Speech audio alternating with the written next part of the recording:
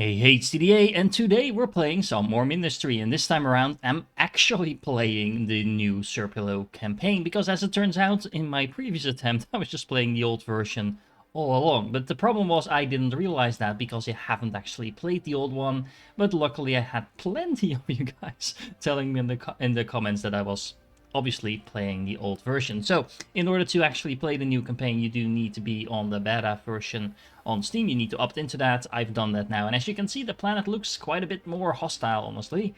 It used to be nice and blue, but now it's yeah, it's kind of rocky. And I'm actually not sure if the first couple of levels changed, but just to make sure, I deleted my old campaign save and we're starting completely over. I am going to try to keep this a little bit quicker than the previous ones because, well, you don't want to watch the same content all over again. So as far as I can tell, this looks pretty much the same, so I'm just gonna blast through this until I find something that is new. Okay, so first things first, I set up all the miners just like before, nothing changed here, and we have a steady influx of resources now. We have some copper and we have some lead coming over. Next up, the game is telling us to build a couple of duo turrets. We're going to have to fuel those with ammunition, and I'm going to do this a little bit smarter than I did last time around, because you guys were nice enough to actually give me some useful, very useful tips in the comments on the previous episode, even though I was kind of messing it up by playing the wrong campaign. So thank you for that. So, for example, what I used to do in my previous playthrough is just put down all of these turrets next to each other with some routers to it and have a single line of resources going into that. But apparently, as it turns out, these things are omnidirectional, like I guessed. But it also means that if you put the resources on one side in, they can kind of flow back on themselves and really make the throughput miserable. So by doing it like this, the resources can only go in one direction, and it should avoid all that issues. It does mean we can have less of these in a row, but all in all, that's not going to be the largest problem in terms of getting our defenses up and running, because we can just make as many rows of this as we need. So something like this should do the trick just fine. Now it's going to explain to me that this is an enemy drop zone and this is where the enemy will be coming from, but of course we already know that from the previous episode. But let's see if the defenses are actually going to do the trick. It should be, because we only have this single unit incoming. We have a nice little line of defense over here. It's interesting that it completely shifted its direction once I closed off this area. But yeah, as you can see, plenty of defenses to go like this. And I'm going to do the exact same thing for the anti-air turrets that are called the scatter over here. And as you can see, we should have plenty of defenses for this level. Now what I'm going to do is I'm going to make sure I tap into all of these resources over here. I already started out a little bit with some copper. And make sure we have a lot of resources flowing into our main base, including the scrap that is over here. Even though we don't have a use for it, we're going to need that at some point.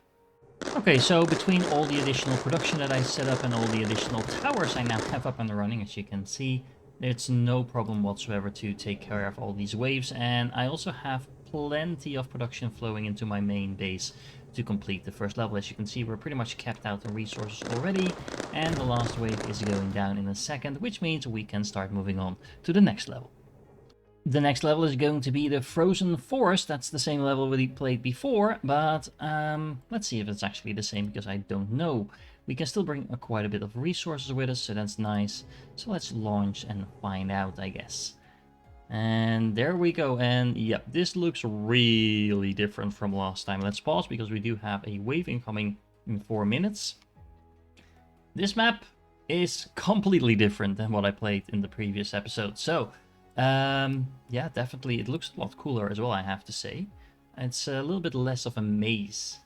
I guess the enemy is still gonna come from this direction, although this still looks very suspicious as well. But that means if we just set up our defenses in the middle, we should be fine, I guess. That does mean I want to block off this area over here so they don't go in this direction at all. But rather than that, they will go through the middle, and we have plenty of resources here to set up a lot of defenses. So that seems to be the plan. First things first though, I have some basic copper and some lead production set up to flow into my core, so I have the basic resource I need to build with.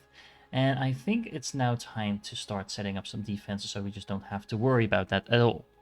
Well, it's a good thing I actually checked where the enemy is going to land, because even though I thought it was going to be in the corner like before, it is actually over here in the middle.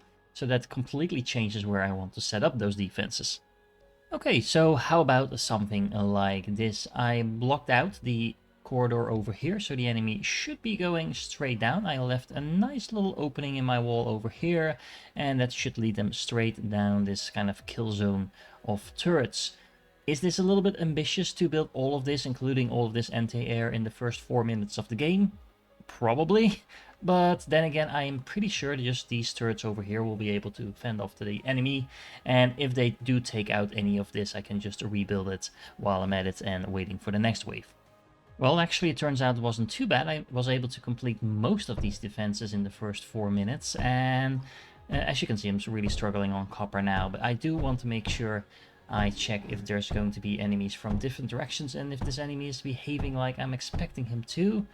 Yep, he is going to go straight down the middle and getting completely and utterly destroyed. So that gives me 2 more minutes to set up some more defenses. And by then, I think we should have everything that we need completed.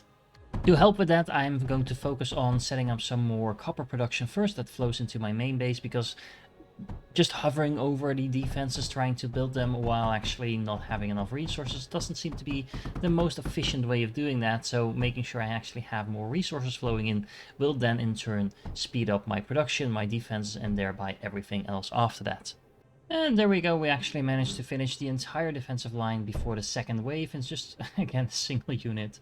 I feel a little bit sorry for it, honestly, because it's going to be once again completely obliterated. I am going to add in a little bit more walls over here so these turrets don't get accidentally destroyed by more enemies going through, but all in all, I feel very safe at this point, so let's focus on getting some coal production up and running. Coal is going to allow us to make graphite, so just in case you missed the previous episodes, graphite is going to allow us to unlock a lot of new different stuff. But most importantly, it's also going to allow us to start making some power. The combustion generator is something that burns coal into power, and the power we can use to, for example, power some new towers. We have the arc tower over here that works on pure electricity. We also have the scorch, which is a tower that works on coal, and that will literally scorch our enemies by throwing fire at them. But before we get into the turrets, let's cover the basics and get some actual graphite production up and running. So all we need is coal and a couple of these graphite presses. Now, actually, these things consume quite a lot of graphite, or I should say coal, in order to make this graphite. So we can only feel about 3 of them. It's actually a little less than 3, so this should not back up at all. And if it does, then I did some math wrong, but I think it's just backing up right now because of the production. What I did mess up, however, is that this thing is actually not doing anything, so let me fix that. There we go, now everything is actually producing something, and we have a steady amount of graphite flowing in, and meanwhile the enemy is still getting demolished, not even damaging my walls really, before it gets trying to get through. And there we go, I added 6 scorches to the mix. Now these are kind of exposed because the enemy will be coming through here, but that's where the mender unit is going to come in that we're going to build in a second. However, we're going to need power in order to do that, and because I'm also kind of paranoid that the enemy will take this side, now I kind of blocked this off with turrets, and I'm hoping that it won't actually count these conveyors, but otherwise this could be considered completely blocked off. I just built some turrets in this corner over here to make sure that if the enemy actually goes here, but yeah, it looks like they are behaving like intended, at least I have a little bit of backup firepower, because in this particular planet, it does feel like if the enemy gets through, that's just the end of it until we have some ground units to defend ourselves with. Okay, so let's start with some modest power. I only have a little bit of coal here in the middle, that's the word I was looking for, and as you can see, it's not even enough to fully keep up with these 4 combustion generators, but still, this is producing about 300 power, which I can now use to start powering some arc towers. So I'm in the process of setting up my towers over here, and as you can see, they're all nicely powered. Not sure the enemy is gonna get close enough for these powers to the power towers to actually do something, but nope. So I wanted to show them to you. In case you're wondering why I'm building so many of these towers while I only have a tiny bit of power, it's because most of the time I'm not actually using my power. So this is where the batteries are going to come in. These batteries are going to store a whole boatload of power that I can then discharge as soon as I actually need it. However, the power nodes are also going to come in use to make sure I can actually start auto repairing in my facility. The mender unit is going to be exactly that. I can place a couple of them across the most heavily impacted defensive lines, and I should no longer be losing my walls. As you can see, they're actively being repaired now by these nice little buildings that I can sneak in between my turrets. And yeah, all in all, this should make it a very sturdy defensive line. So while I was building my base, I actually realized I wasn't even looking at my defense anymore, but honestly, there was nothing to worry about, because as you can see, this is working exactly like intended. This was a relatively big wave that actually managed to turn to take out a little part of my facility, but well, not my facility, just a single piece of wall, but still working very much like intended. And this is not really challenging at all, to be honest, given how much defense I have over here. Now I can always make some backup defense if I need to, but I've been mostly focusing on making sure I grab all the additional resource. I am utilizing all of this coal over here, which apparently is backing up even. So let me add another one of these things to here, just so this is overdoing it, but I might as well. The nice thing about this is that none of this actually requires power, so I can just set up as many of these facilities as I want. Is it always going to be useful? As you can see, no, it's not. But does that matter? Not until I actually run out of space, and that might definitely be a thing moving forward. But for the moment, I have all the room in the world to build my facility, which is actually a nice change of pace compared to Aircare, where I was always running out of space.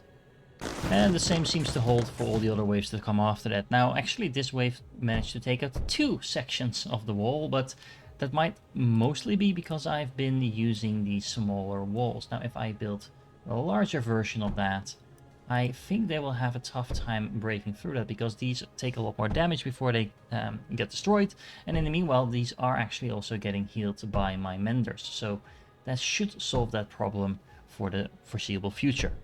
Oh, and just because I'm Dutch and a cheap bastard, as a result of that, I'm actually using some of the overflow for the coal that I'm not using to power my scorches, and turning that into graphite as well. I'm just mixing that into the lead belt over here, because these turrets are not using it, and because of the way I've set them up, there shouldn't be any trouble with this sushi belt just flowing all the way back into my base. You can see some of the copper being siphoned off as well in the overflow lines.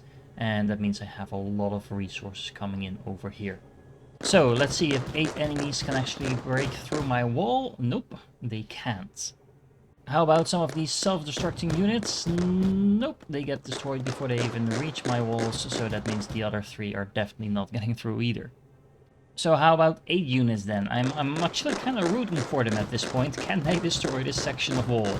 You can see the health going down pretty quickly, but nope. And let's bring in the last wave as well and finish out this level. Now, I do have some lead on the map that I'm not using, but as you can see, I'm completely capped out on resources anyway, so I'm just leaving that as it is.